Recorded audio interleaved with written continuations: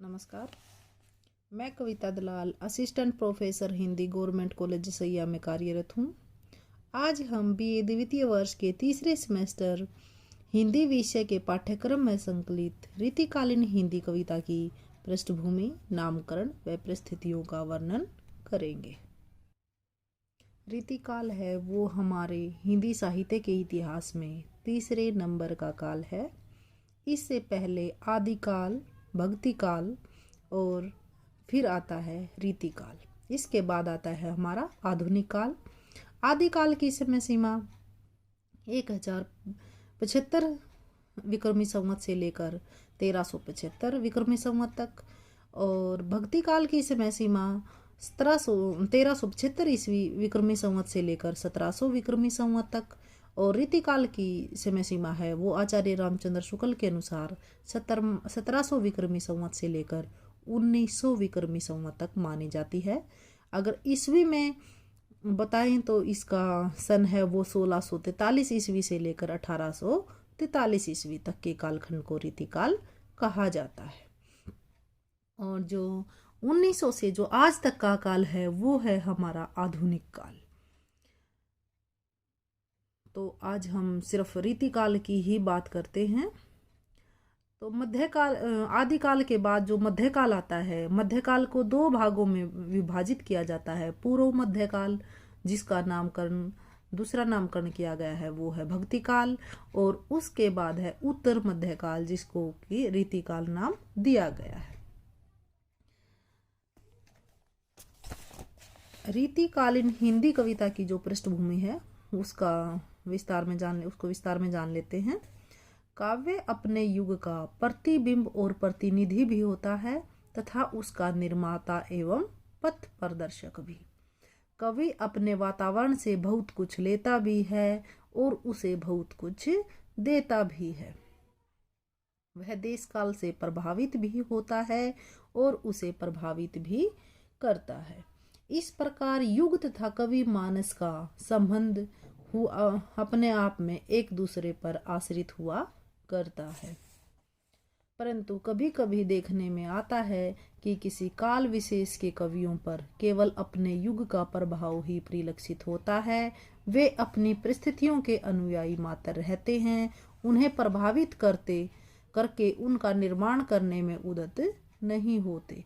उनकी कविता अपने युग का यथार्थ चित्र बनकर तो रह जाती है, परंतु उसके द्वारा नया संदेश, प्रेरणा अथवा जीवन को उदात्त बनाने वाले तत्व नहीं पाए जाते। वे कवि कलावादी कहलाते हैं।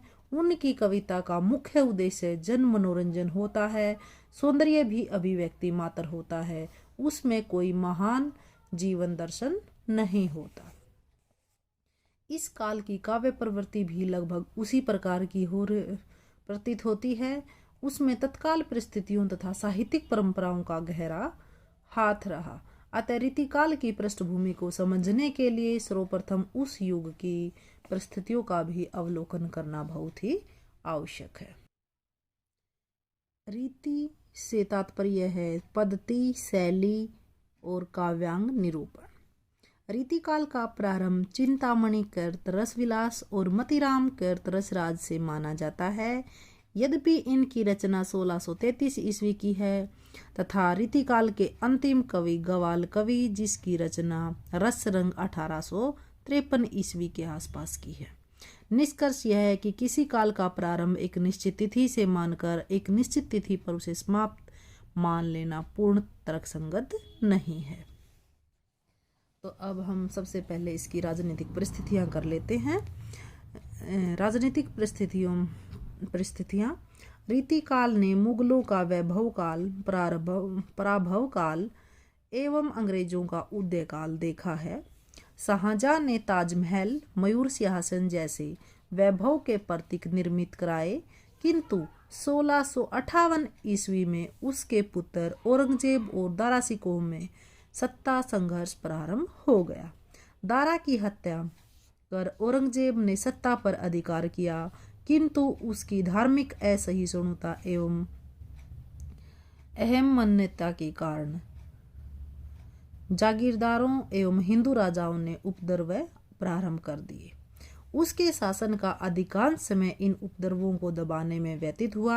1707 ईस्वी में औरंगजेब की मृत्यु के बाद उसका द्वितीय पुत्र शाह आलम गद्दी पर बैठा और 1712 ईस्वी में मुगल साम्राज्य का पतन हो गया। अगले 50 वर्षों तक अस्थिरता ही बनी रही। छोटे छोटे जागीरदारों ने भी अपने को स्वतंत्र घोषित कर दिया। विलासवर्ती में बढ़ोतरी हुई। केंद्रीय सत्ता की पकड़ ढीली हो गई। 1738 ईस्वी में नादिर शाह के आक्रमण ने मुगल साम्राज्य की नींव हिला दी और रही सही कसर 1761 ईस्वी में अहमद शाह अब्दाली के आक्रमण ने पूरी कर दी। विदेशी व्यापारियों विशेष अंग्रेजों ने इस स्थिति का पूरा लाभ उठाया और धीरे धीरे शक्ति संचय करके वे 1803 ईस्वी तक लगभग समस्त उत्तरी भारत पर अपना आधिपत्य जमा बैठे।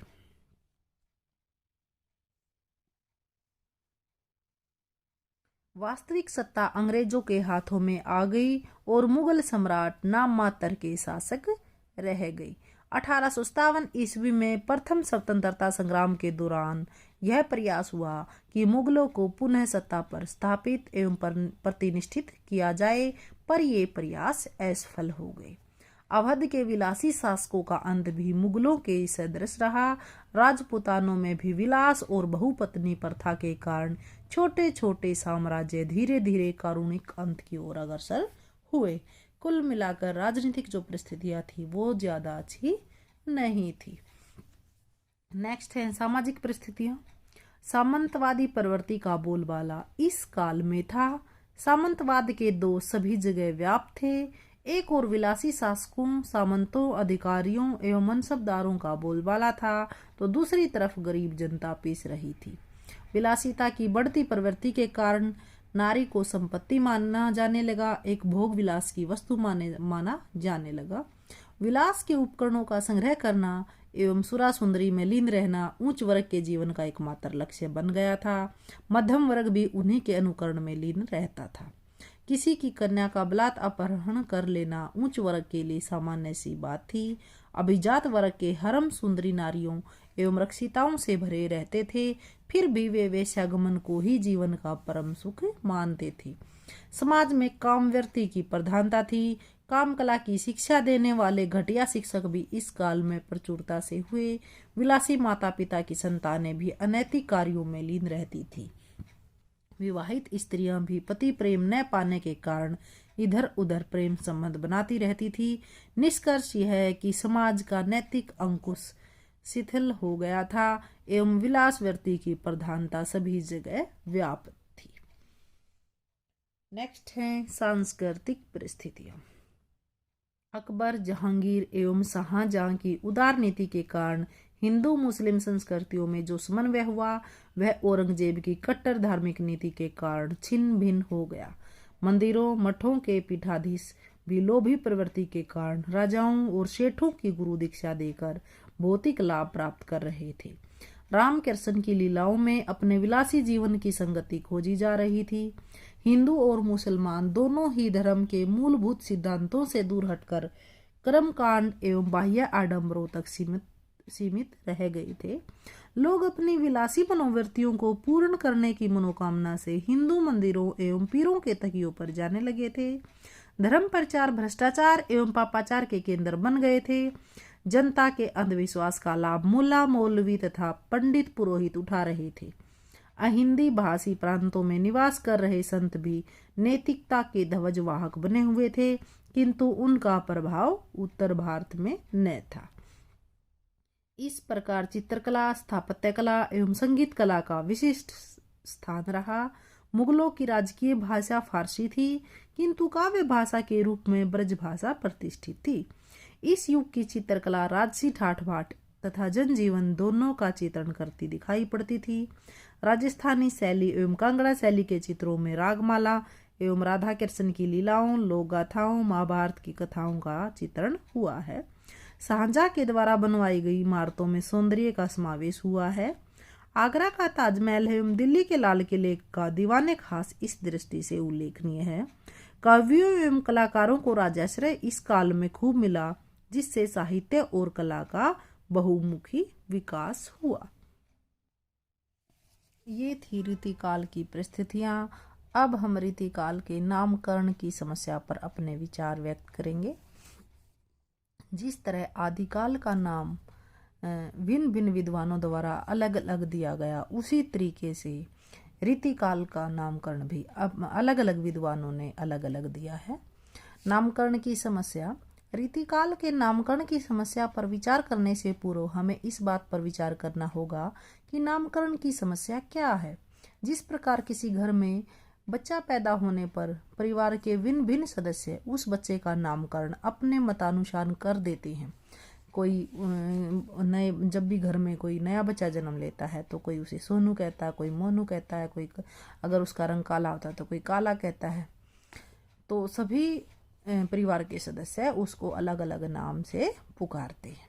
उसी तरह से भिन्न भिन्न साहित्यकार किसी अध्याय अथवा काल का नाम अपने मतानुसार करने लगते हैं, तब वहाँ भी उस अध्याय अथवा विषय के नाम के बारे में भिन्न भिन्न विद्वानों के भिन्न भिन्न मत होना ही नामकरण की समस्या कहलाती है।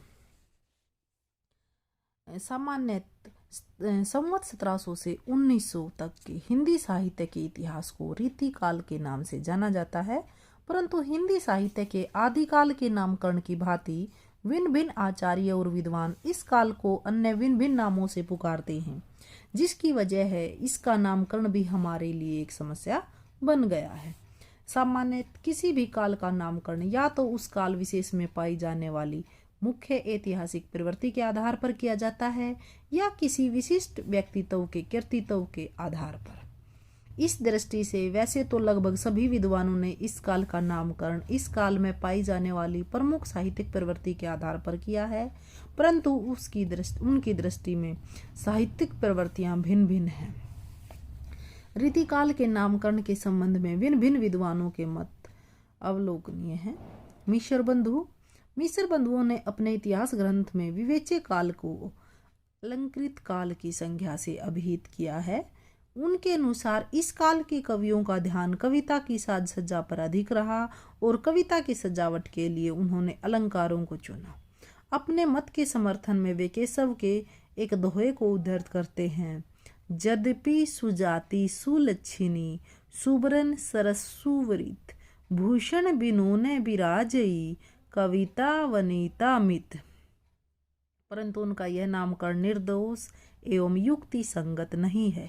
इसका कारण यह है कि अलंकृत काल कहने से इस काल की प्रमुख प्रवृत्ति का बोध नहीं होता।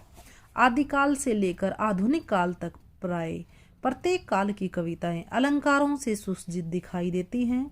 इस आधार पर तो प्रत्येक काल अलंकृत काल कहलाने का अधिकारी हो सकता है। इसके अतिरिक्त इस काल में केवल अलंकारों का ही लक्षण उदाहरण सहित विवेचन हुआ हो, ऐसी बात भी नहीं है। अतः अलंकृत काल इस युग का पूरा प्रतिनिधित्व करता है। नेक्स्ट है श्रृंगार काल। आचार्य विश्वनाथ प्रसाद मिश्र ने इस काल को श्रृंगार काल के नाम से अभिहित किया है।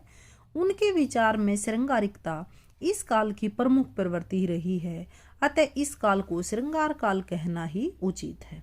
परंतु मिश्र जी का यह नामकरण निर्दोष नहीं कहा जा सकता।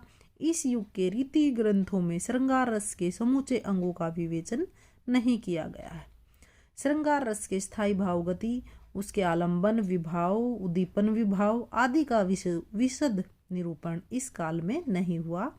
इस काल में श्रृंगार की प्रधानता तो सर्वविविध है ही, परंतु यह स्वतंत्र न होकर सर्वत्र रीति आश्रित है। फिर भूषण और गुरु गोविंद सिंह जैसे वीर रस के रीतिबद्ध कवि भी इस काल में हुए हैं। इस प्रकार श्रृंगार काल नामकरण भी इस काल की लक्षण ग्रंथ परंपरा का पूरा प्रतिनिधित्व करने की क्षमता नहीं रखता। नेक्स्ट है डॉक्टर रमाशंकर शुक्ल रसाल।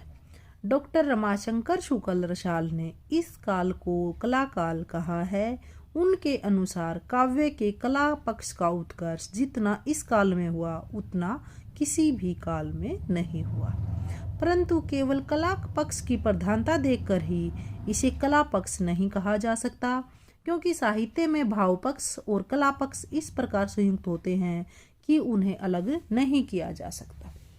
इसके अतिरिक्त कला पक्ष की प्रधानता होते हुए भी इस काल के काव्य में हृदय की सहज अनुभूति की व्यंजना का अभाव भी नहीं है।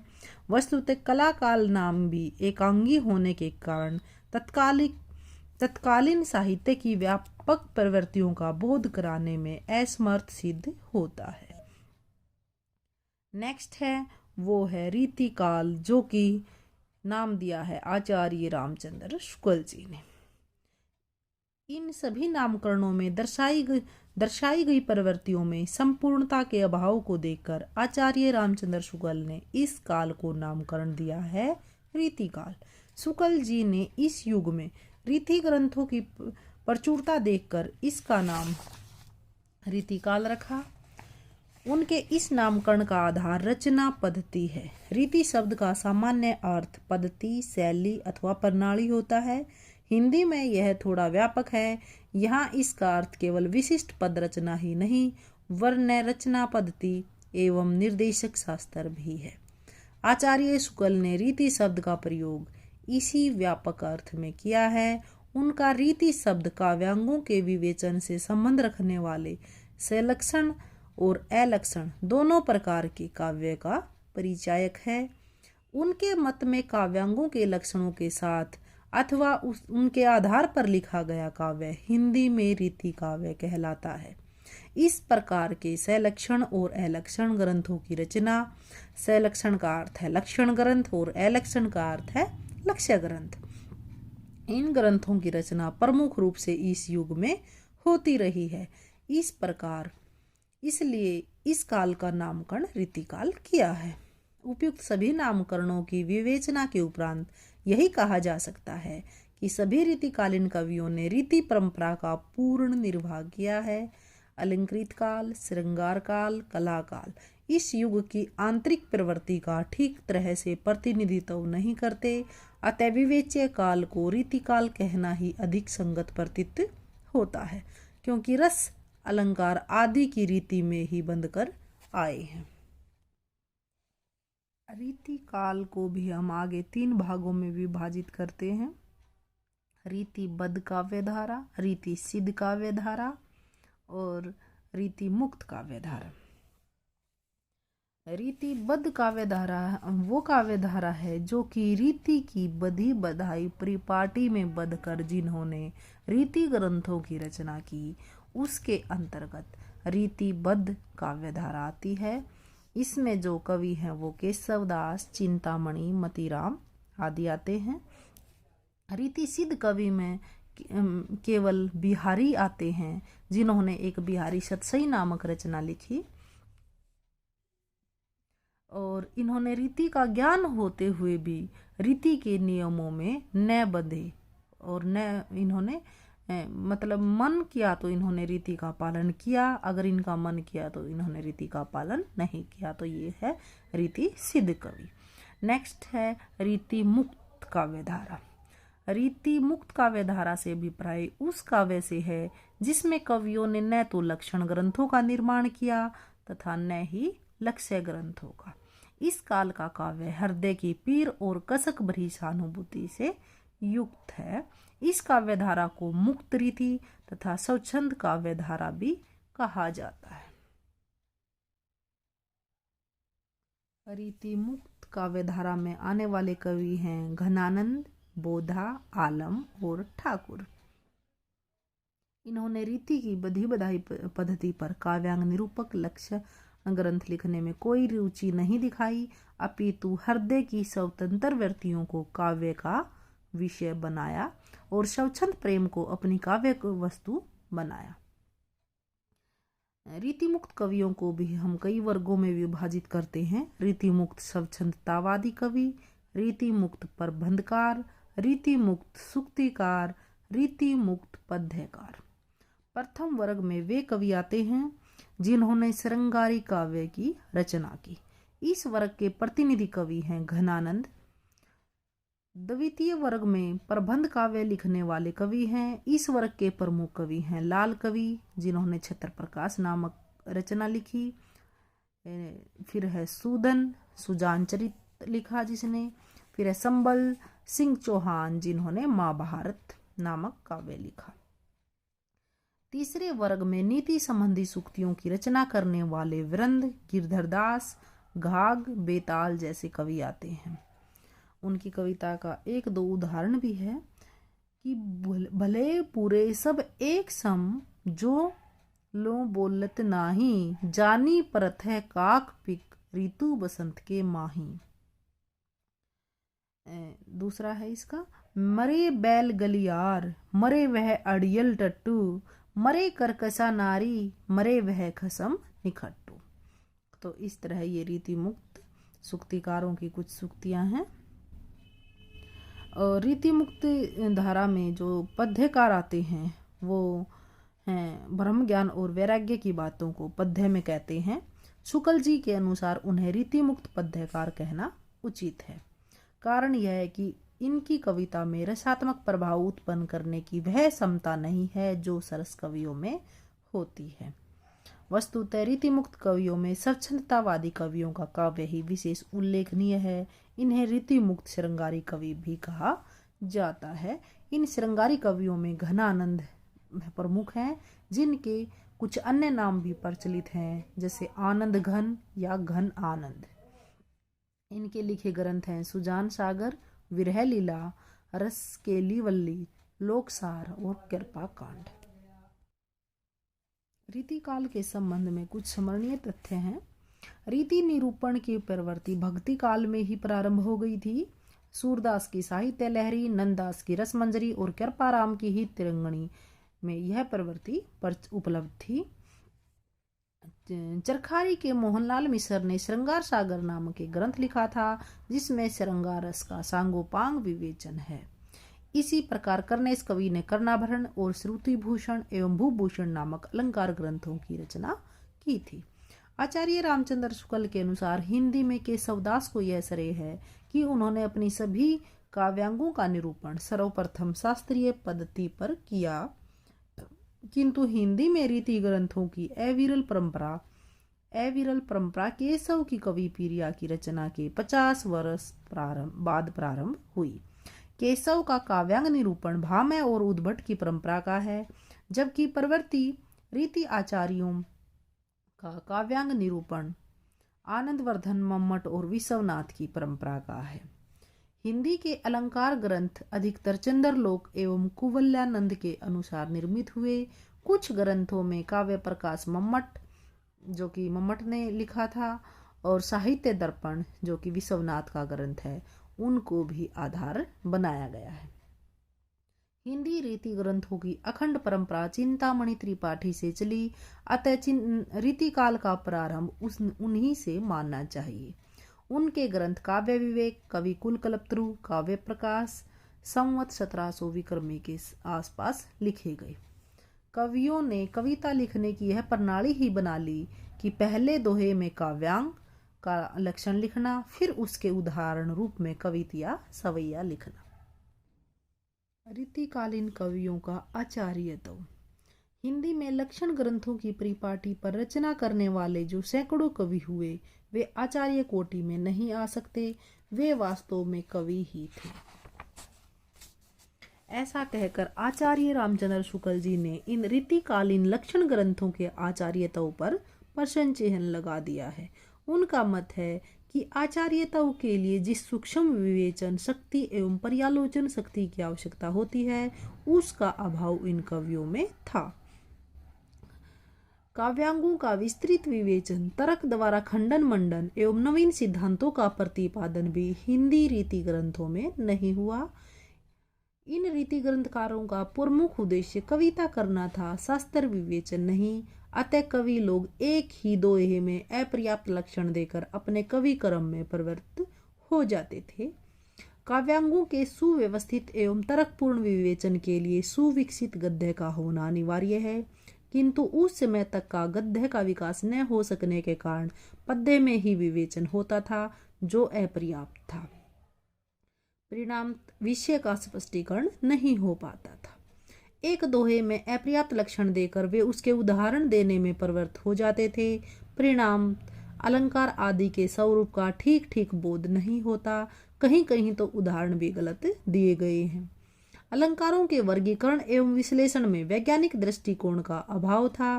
काव्यांगों के लक्षण, विशेषतः अलंकारों के लक्षण भ्रममूलक, अपर्याप्त और अस्पष्ट थे। इन्होंने केवल श्रृंगार रस के विवेचन में ही रुचि ली, अन्य रसों की प्राय उपेक्षा की गई। इस प्रकार इनका रीति विवेचन एकांगी, एक पक्षीय और अधूरा है। शब्द शक्तियां एवं काव्य, दृश्य काव्य का विवेचन भी इन लक्षण ग्रंथकारों ने बहुत कम किया है। भिखारी दास एवं प्रताप शाही ने शब्द शक्तियों का जो थोड़ा बहुत विवेचन किया है, उसमें भी विसंगति दिखाई पड़ती है। हिंदी के इन रीति ग्रंथकारों में मौलिक दृष्टि का अभाव है। संस्कृत काव्य शास्त्र के अनुकरण पर इन्होंने अपने रीति ग्रंथों का निर्माण किया। हिंदी में अधिकतर जो ग्रंथ हैं वो जयदेव का चंद्रलोक, अप्पय दीक्षित के कुवलयानंद के आधार पर निर्मित हुए हैं। परिणाम किसी नए सिद्धांत या वाद की स्थापना इन्होंने नहीं की है। आचार्य हजारी प्रसाद द्विवेदी का कथन है कि इन्होंने शास्त्रीय मत को श्रेष्ठ और अपने मत को गौण मान लिया, इसलिए स्वाधीन चिंतन के प्रति ये एक अवज्ञा का भाव आ गया। हिंदी के इन रीति ग्रंथकारों का ज्ञान था वो अपरिपक्व था। वे स्वयं अधूरे एवं अधकचरे ज्ञान के आधार पर काव्यांग निरूपण कर रहे थे, अतः विश्लेषण में अस्पष्टता आनी स्वाभाविक थी। ये लक्षण ग्रंथकार काव्य मर्मंग तो थे, पर विवेचन के लिए अपेक्षित कुशाग्र बुद्धि एवं चिंतन मनन का अभाव होने से किसी मौलिक उद्भावना का सूत्रपात न कर सके। डॉक्टर नगेंद्र का मत है कि हिंदी के रीति आचार्य निश्चय ही किसी नवीन सिद्धांत का आविष्कार नहीं कर सके, किसी ऐसे व्यापक आधारभूत सिद्धांत का जो काव्य चिंतन की को एक नई दिशा प्रदान करता, संपूर्ण रीतिकाल में अभाव है। इस प्रकार हिंदी रीति ग्रंथों द्वारा काव्य शास्त्र का कोई महत्वपूर्ण विकास नहीं हो सका। रीति ग्रंथकारों ने नायिका भेद पर अत्यंत व्यापक एवं विशद विवेचन करते हुए अनेक ग्रंथ वात्स्यायन के कामसूत्र को आधार बनाकर लिखे। इसी के अंतर्गत श्रृंगार का भी पर्याप्त विवेचन हुआ है। संस्कृत काव्य शास्त्र में सूत्र, कारिका एवं टीका की जो पद्धति चल रही थी, उनका आधार इन रीति ग्रंथकारों ने ग्रहण किया, इसलिए वे विषय का स्पष्टीकरण करने में सफल नहीं हुए। इन लक्षण ग्रंथकारों का मूल उद्देश्य काव्य रसिकों को काव्य शास्त्र से परिचित कराना तथा अपने पांडित्य का सिक्का जमाना था। उनके समक्ष काव्य शास्त्र की कोई गंभीर समस्या नहीं थी, जिसका समाधान करने का वे प्रयास करते।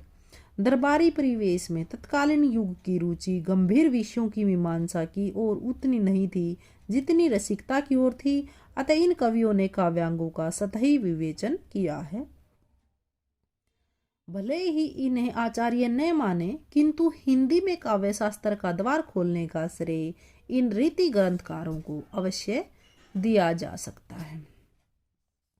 उपयुक्त विवेचन के आधार पर निष्कर्ष निकाला जा सकता है कि हिंदी में लक्षण ग्रंथों की रचना करने वाले ये सैकड़ों कवि शुद्ध रूप से आचार्य कोटि में नहीं आते, वे कवि ही हैं। डॉक्टर नगेंद्र ने आचार्यों की 3 कोटियां मानी हैं: उद्भावक आचार्य, व्याख्याता आचार्य, कवि शिक्षक आचार्य। उद्भावक आचार्य जो किसी नवीन सिद्धांत का प्रतिपादन करें, व्याख्याता आचार्य जो स्थापित मत की व्याख्या करें, और कवि शिक्षक आचार्य जो काव्य शास्त्र को सरस रूप में अवतरित करें। निश्चय ही ये रीति ग्रंथकार प्रथम वर्ग के आचार्य नहीं हैं, क्योंकि उन्होंने किसी नवीन सिद्धांत का प्रतिपादन नहीं किया। वे द्वितीय वर्ग में आने वाले व्याख्याता आचार्य भी नहीं हैं, क्योंकि उन्होंने स्थापित मत की व्याख्या करने का काम भी नहीं किया। वे वस्तुतः तृतीय वर्ग के कवि शिक्षक आचार्य माने जा सकते हैं, क्योंकि उन्होंने लक्षण ग्रंथ लिखकर काव्य शास्त्र की परंपरा को सरस रूप में हिंदी में अवतरित करने का सराहनीय कार्य अवश्य किया है। तो इस प्रकार से हमने रीतिकाल की पृष्ठभूमि, नामकरण और इसकी परिस्थितियां और रीतिकाल के तीनों भाग की किन किन भागों में विभाजित किया गया है और इनके आचार्यत्व पर जो प्रश्न लगाया गया है कि आचार्य हैं या कवि, शिक्षक, तो उन पर हमने प्रकाश डाला है। धन्यवाद।